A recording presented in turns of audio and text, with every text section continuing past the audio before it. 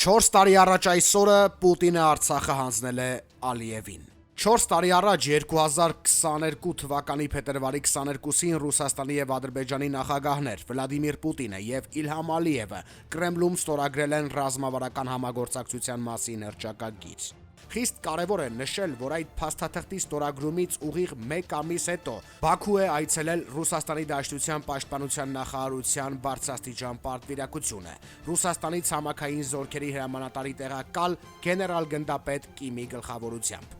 2 օր հետո, մարտի 24-ին, երբ ՌԴՊՆ պատվիրակությունը դեռևս Բաքվում էր, Լեռնային Ղարաբաղում ռուսաստանյան զորախմբի հրամանատարության նախաձեռնությամբ Ասկերանի շրջանի Փարուխ բնակավայրի ուղղությամբ տեղի է ունենում զորքերի հայելային ետքաշում։ Իրականում Լեռնային Ղարաբաղի պաշտպանության բանակի ստորաբաժանումները ռուս խաղաղապահների ճակերտավոր ներկայությամբ թողնում են դիրքերը, իսկ կես ժամ հետո այնտեղ տեղաբաշխվում են ադրբեջանական ստորաբաժանումները։ Օրվա երկրորդ կեսին նրանք շարժվում են Քարագլուխ բարձունքի ուղղությամբ։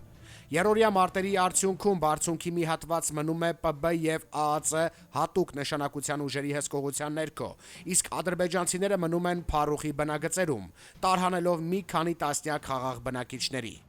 Այդ դեպքերից կարճ ժամանակ հետո վարչապետ Նիկոլ Փաշինյանը խորհրդարանի ամբիոնից հայտարարել է, որ Լեռնային Ղարաբաղը փարուխ առ փարուխ հանձնվելու է, եթե Արցախի հայ բնակչության անվտանգության եւ իրավունքների երաշխավորման հարցում միջազգային կոնսենսուս չապահովվի։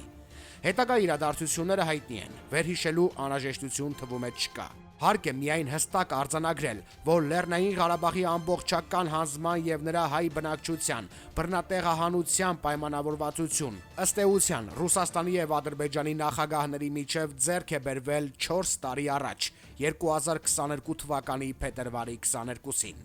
Այսպիսով, ով է հանձնել Արցախը, սակրալ թվացող հարցն ունի հստակ եւ միանշանակ պատասխան։